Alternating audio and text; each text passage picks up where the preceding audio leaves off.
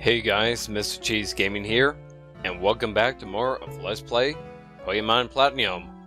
Last time, we got to the Valor Lakefront. I think in this part, we're gonna continue on to our path to Bastoria City. I still never found out where that big mushroom was. It should be north of the lake entrance, but I could never, for the life of me, actually find it. I mean, really. Should be around here. But it's not. Oh well, I'm not gonna worry too much about it. I'm not gonna worry too much about random encounters either.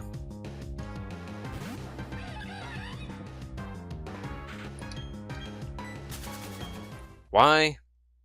Because there is very little random encounters in the next route anyway, so I'm not gonna freak out much about that. Anyways, this girl is blocking the house.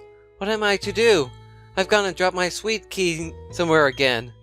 The hotel people won't be happy with me. I'm sure I had it when I left the reception counter earlier. If only I had the Pokémon dowsing machine, I would find it easily. Well, thankfully I do have that app. Anyways, familiar sprite.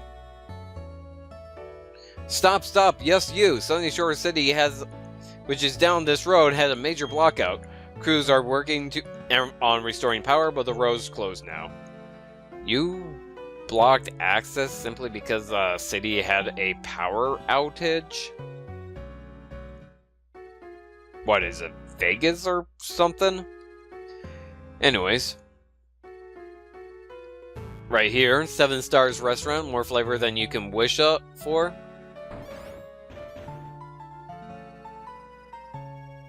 I am sorry, we are now closed. Please do visit while we are open. Only open during the daytime is pretty much a precursor to what they did in X and Y, with you being able to go into restaurants and battle trainers. That's pretty much what it is. You just go in there and just battle a whole bunch of trainers. Anyways, let's go up here to this suite right here. Hi, I'm the game director. Hello, Janucci Masuda-san. Oh, you're working on filling a Pokédex? I hope you'll come show me your Pokédex when it is filled up more. If you complete both the Sinnoh Pokédex, he will give you a diploma. And he'll give you a second diploma if you complete the National Dex. The diplomas don't really do much of anything, but it's cool that Janucci Masuda had its employees make a custom sprite for him. That's pretty cool.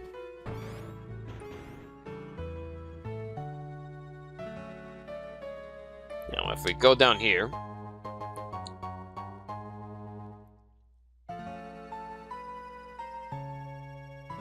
can get a PP up, and if you use the dowsing machine around here, really? Maybe it's only around here? No? Maybe now that I'm on the top of the stairs? Really? I could have sworn that there's an item around here. There it is. I don't know why it wasn't reacting earlier. Okay, get a max revive right there.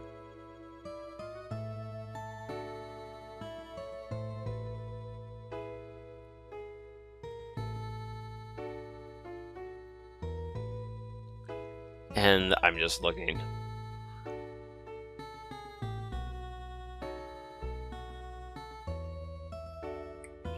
If you go down here, it's so weird, constantly alternating between Route 213 and Valor Lakefront.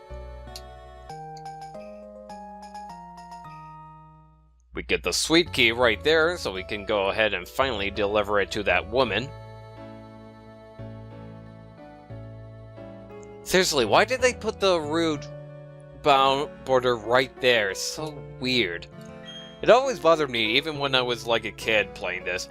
What am I to do? I've dropped I've gonna drop my sweet key somewhere again. Oh, that's my sweet key. You found it for me? Oh, that's sweet of you. Thank you. Sweet. Is that supposed to be a pun? Thanks for helping me out. Here's something for your trouble.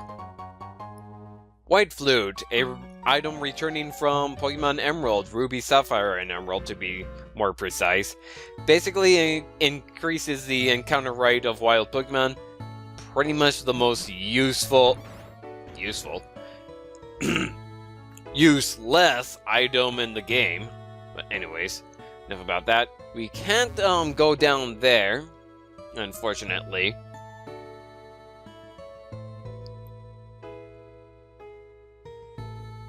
And I'm just looking.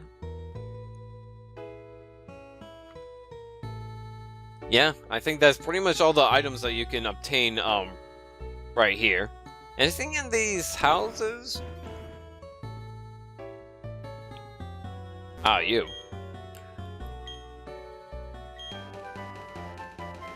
TM92, that should be Trick Room. It basically swaps the stat with all the opponents, and it's a field move, so it affects all of opponents switching as well, not just the active opponents when the move was used. The slowest gets to attack.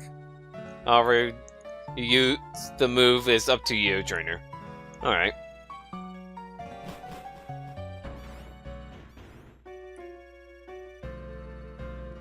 Now, I believe there should be an item here? No? Okay.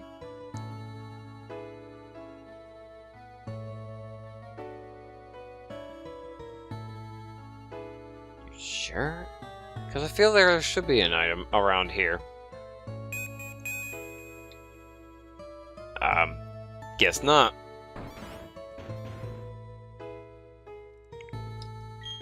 Is that right? You're a traveler? Yes, it's good to see other places. Have you heard of the Tin Tower in the Johto region? Yes, I have. The rainbow-colored Pokemon. I must see that during my lifetime. Well, I did catch home.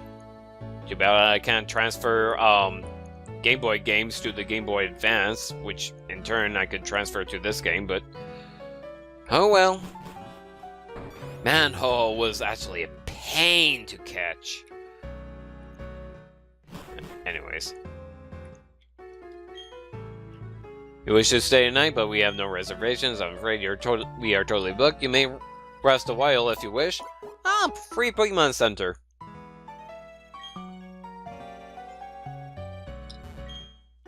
Hotel is so meh. I hope a night on a Pokemon will sweep me away for a honeymoon here. Okay.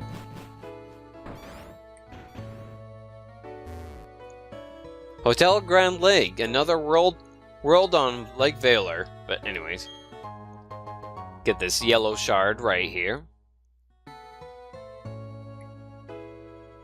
Seriously, it's bothering me because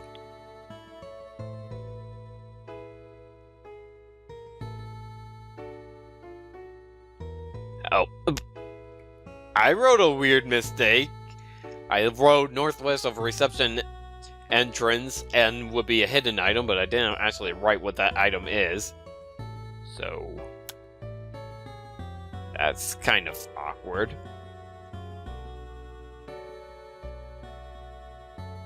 Sorry about that cut right there. Anyways,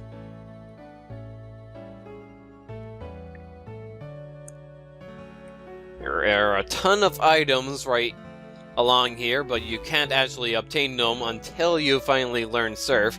In the meantime, yeah, I get to walk on the beach. Haven't been able to do that since Sanjum Town. Whee! Anyways, there are actually a ton of pearls you can find along the beach here. If I can just... Incidentally, there's one right next to me. Okay, that's actually a heart scale. There are 2 heart scales and 4 pearls along this beach, so I'll be sure to keep a lookout.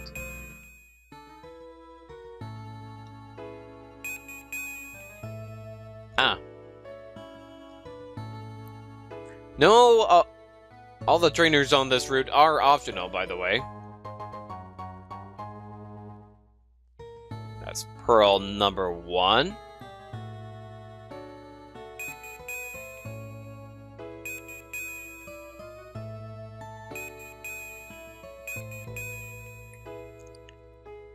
Okay.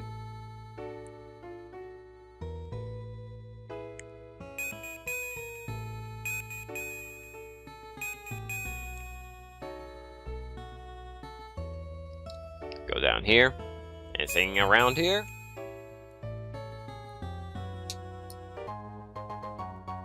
Pearl number 2. Fisherman, you can battle optionally.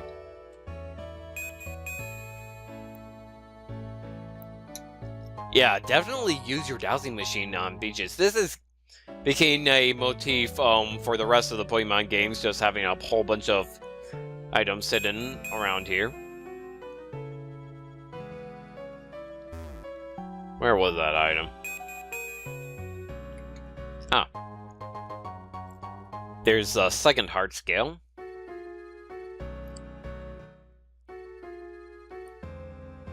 And where else?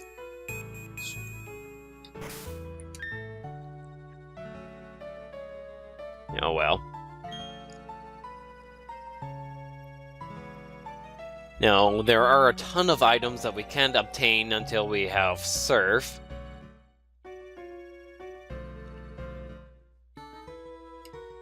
However, shoot, well, at least we're near the next town, so we can get the item past this rock here. But anyways, over here, Dr. Footstep's house. Footprints reveal all. Okay. I'm glad that you have a fetish that you are not ashamed of. And this is coming from purely somebody who does not have a foot fetish. But I'm glad that you are not ashamed of your fetish. Especially since it's the most common fetish of all. However, I don't think that I would recommend placing a sign outside of your house just advertising your fetish. Unless you're some kind of lonely man who needs to get laid or something. Yeah, I can tell just from your sprite that you are exactly that man that I'm talking about. Okay, I'm not gonna be too mean. Pokemon are quite easy for me to read. I need only to see their footprints and their innermost thoughts are revealed to me. Oh, you are skeptical of my claim? Then let your Monferno walk in front of me right here. From his footprints, I will determine how it feels from you. Lucas is a remarkable human and trainer. That I can always perform the best any Monferno possibly can.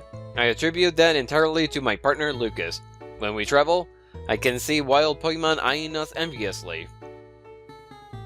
And that is what your Monferno thinks of you. I must say, your Monferno and you share a very close bond. This is for you. If your friendship is extremely high, you can obtain a footprint ribbon. It's actually a good indicator aside from the friendship checker to see just how friendly your Pokemon are to you. I'm gonna try Eti.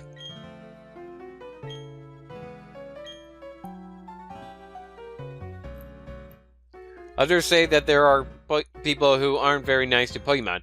I wonder about Lucas. Will Lucas look after Eti nicely? Will I get to go all over? Will I get to go all over with this trainer? Can we be friends? Okay. Eti is not quite there yet. Let's try Hans, because I've been with Hans longer.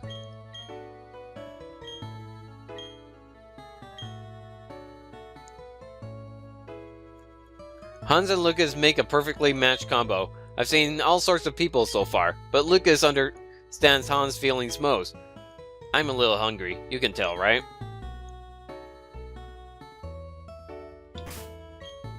Now, of course, that's a good indicator that I should really have these Pokemon out front more often, because they are criminally underleveled, and I think that I'm going to grind off screen for a while once we finally get to the next town, which thankfully is not too far away, and I can go ahead and actually go to the PC and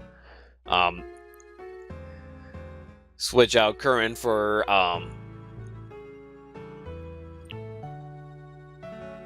Come on, I just nicknamed him, and I completely just blanked out on it.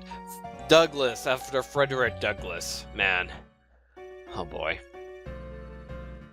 No, I'm just taking a look at my notes.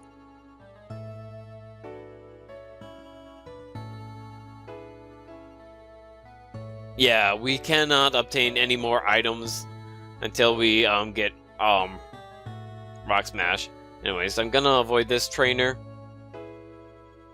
2 items we can obtain without Rock Smash.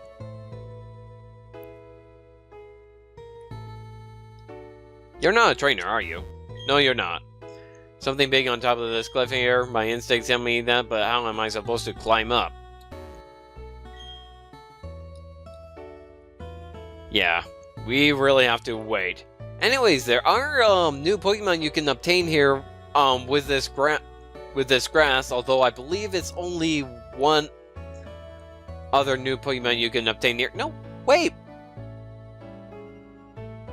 We've gone all over... Didn't we already go over that Pokemon with Girafarig? I want to say so. Okay, I need to stop myself here. Can you understand why I am so confused and just blanked on the fact that Route 213 is a completely separate area from the Valor Lakefront? I mean,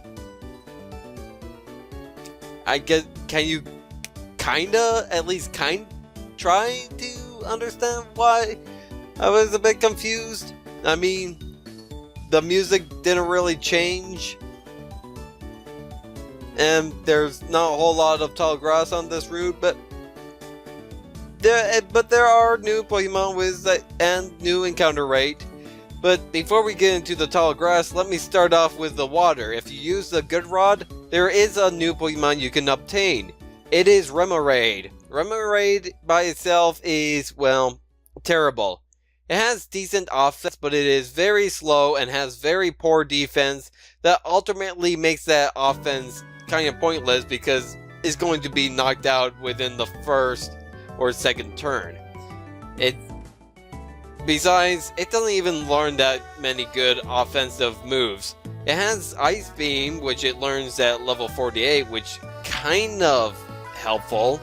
Although, fun fact about Remoraid is that it is based on the Gunfish from Pulseman, and if you plan on obtaining a Mantike later, you want to catch a Remoraid, as you'll need a Remoraid to help evolve Mantike into Mantine. Now, in the tall grass, we can encounter one new Pokemon, and that would be Wingull. If you've seen my Let's Play of Pokemon Emerald, you would know how much I hate Wingull and its evolution Pelipper. And that bias aside, it's still a terrible Pokemon. It has good defense, but its other stats are bad. It learns Roost at level 31 and Hydro Pump at level 57 if you are willing to raise it that far into the game. Hydration would have been a good ability, except Wingull does not have it prior to Pokemon Sun and Moon. Keen Eye, which is the ability that is forced to have in this generation, is not that useful of an ability. And Wingull and Pelipper, why do I hate it? It's because all it can do is just waste the opponent's time by using a combination of Roost and Protect, and just becomes generally an annoyance towards physical attackers. I mean, I know that Water and Flying is typically a good typing since it's only weak to electric type attacks, but still, it's not good on Wingull. or Pelipper. Good on Gyarados, but not on Winkle and Pelipper. That is why it's one of my least favorite Pokemon. In fact, I'll put him on my top 3 least favorite Pokemon ever made. What? I'm surprised that I didn't get into a battle there. Anyways, new berries. Aguav.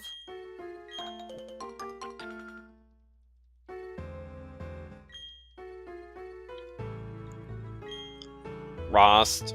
So 2 Rost and a Pineapple.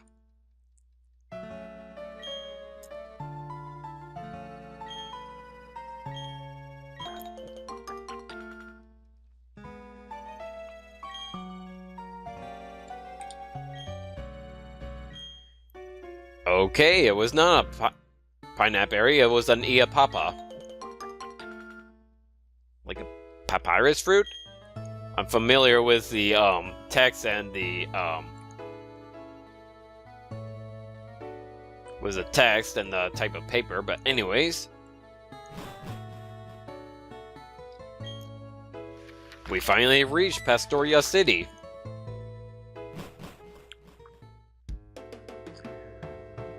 It's pretty small, not really a whole lot going on here. However, there is something rather important. There's a gym there that Barry would be blocking. The Marsh City. Berry.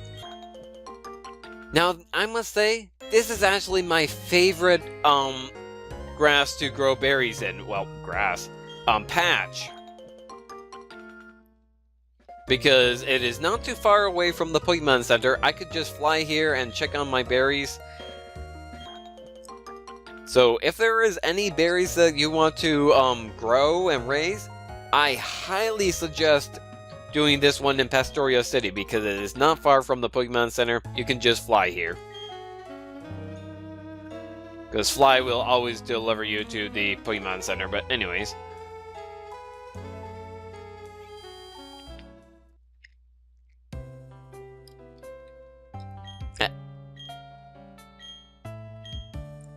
I see a familiar face.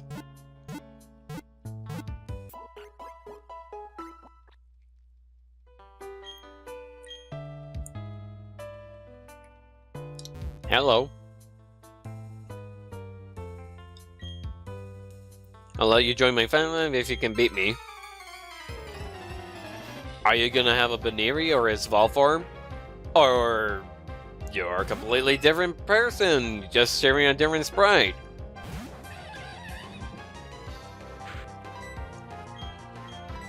I'm sorry, I thought that you were someone else.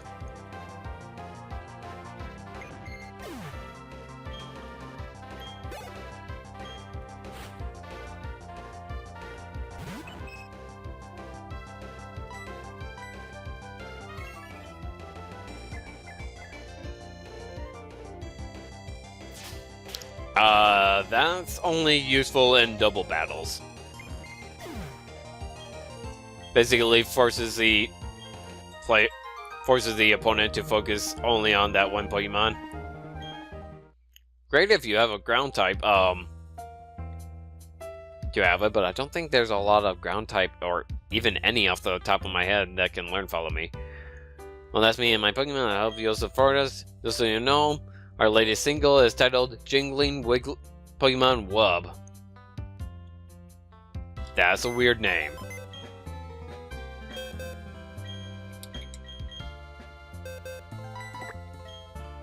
Anyways, I'll go ahead and get Douglas out here.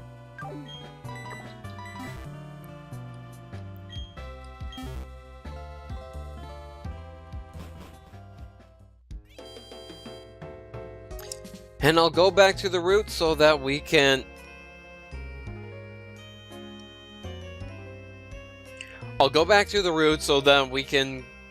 get those 2 items via Rock Smash.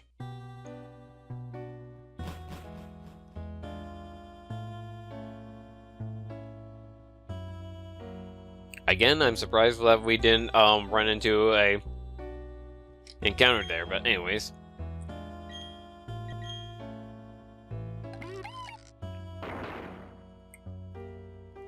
I believe this is TM40 Aerial Ace.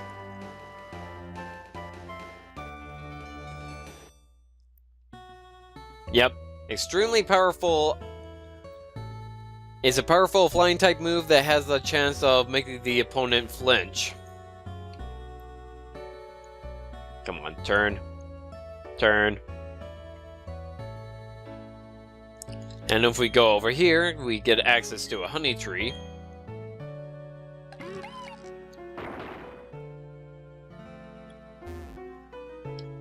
Near which we can get a hyper potion. And that's pretty much it for everything.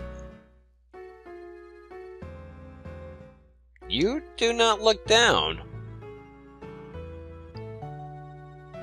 You only look towards the side. That was extremely unfortunate. Oh well. I'm gonna end up going back to Pastoria City, so I think I'm gonna end it right in the middle of a battle. Which I usually don't do. Well, if you like this part, be sure to hit that like button. I would love it if you leave behind a comment. If you want to see more videos from me, hit that subscribe button. I'll see you guys next time.